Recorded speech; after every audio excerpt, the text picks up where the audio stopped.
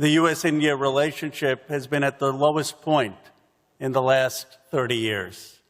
Trump's policies of getting into a war in Iran has been utterly destructive. It has been utterly destructive to the prices in India of gas. Talk to Jay Shankar if you don't believe me. The idea that we engaged in a unilateral war without our allies, without even consulting Europe or Canada or India, and made a mess of the world. A generation of trust has been lost by this president of yours. If we don't speak the truth about the damage that this president has done, not only at home but abroad, then we're just not living in reality. The new generation is not only going to have to rebuild America, we're going to have to rebuild our relationships around the world. Now, you know, I'm not one to mince words. I sort of tell things as they are. The U.S.-India relationship has been at the lowest point in the last 30 years. Trump's policies of getting into a war in Iran has been utterly destructive.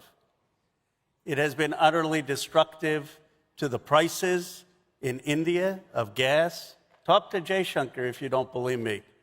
The idea that we engaged in a unilateral war without our allies, without even consulting Europe or Canada or India, and made a mess of the world, has hurt our credibility. And then the irrationality of the tariff war. I was in China, and the Indian ambassador said to me, a generation of trust has been lost by this president of yours. See, if we don't speak the truth about the damage that this president has done, not only at home but abroad, then we're just not living in reality. The new generation is not only going to have to rebuild America, we're going to have to rebuild our relationships around the world. And I contrast one of the greatest presidents with arguably the worst president in our history, FDR, with Donald Trump. And what was the difference? See, FDR actually believed in the self-determination of people. FDR was a supporter of what my grandfather was doing, Amarnath Vidyalankar, working with Lala Lajpat Rai, working with the Indian independence movement in jail in the 1930s, in the jail in the 1940s. And when Winston Churchill said that the British Empire should not set, FDR is the one who said, Churchill, you're wrong. America is for decolonization. America is for freedom. America is for being a good neighbor. America is for the principle of human rights and liberty, not just in the United States, but around the world. That's when America was seen as a moral leader of the world. And when John F. Kennedy was president, when we talked about self-determination and decolonization and working together with other nations to solve global poverty, to go into space, to solve disease, not through dictating by our might, but by inspiring from our ideals. That's what inspired people to come to America. That's what inspired my parents to come to America. That's what inspired so many here to come to the United States. And now you have an America that has forgotten that moral vision, that has a foreign policy of might makes right, threatening not just Iran, threatening Cuba, threatening to conquer Greenland. And we're having dinner as if everything is normal. Of course it's not normal. You know, who cares about the partnerships of this and that when this president is literally destroying America's leadership in the entire world? And the demagoguery about immigrants, the demagoguery of this president in talking about the lack of immigrants coming into the United States. I mean, how can we sit here and not condemn his policies on what he has done with student visas, with the demonization of talent coming to the United States, with the sense of no understanding of the history of the civil rights movement and how that paved the way for the Immigration Act that allowed us to come here. He talks about leading in AI. 38% of the top AI researchers are of Chinese origin. 72% have foreign degrees.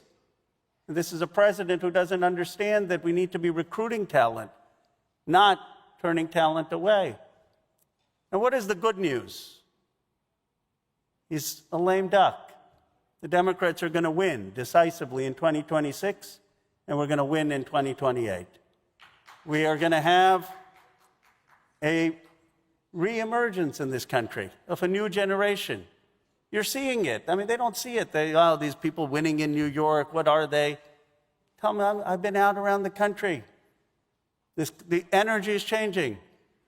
You know, you can still go, make your peace with Vance and Trump for another year, but that's not the future. It's not the future of this country. If you don't believe me, just get out there. See the anger that this president has caused in this nation. And so the hope is that we're going to reemerge.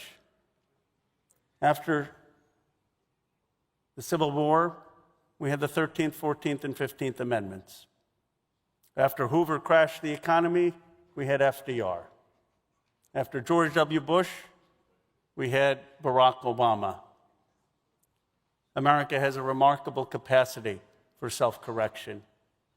Our destiny is to be the first cohesive multiracial democracy. And my hope as an Indian American of Hindu faith, as an Indian American who was inspired by my grandfather and who saw the sacrifices he made, as people who, whatever we do, we'll pale in comparison to the sacrifices that my grandfather made, pale in comparison to the sacrifices that the founders of this country made, that those who fought in the Civil War made, or in World War II made, or were beaten on the Edmund Pettus Bridge made. My hope is that as we talk about the U.S.-India relationship, we talk beyond what the defense relationship is, what the economic relationship is, what the investment relationship is. We talk about what the relationship needs to be in terms of our highest values. The values of seeing human freedom flourish here and around the world. The value of seeing self-determination flourish here and around the world. The values of seeking a world that is at peace, working to solve civilization's problems. At its best, that's what America is. And at its best, that's what Indian Americans should be. It's not about a blind alliance. It's about finding an alliance that will further the values of civilization and humanity. That is the work I hope to do, and I'm really honored to have the opportunity to share some remarks. Thank you.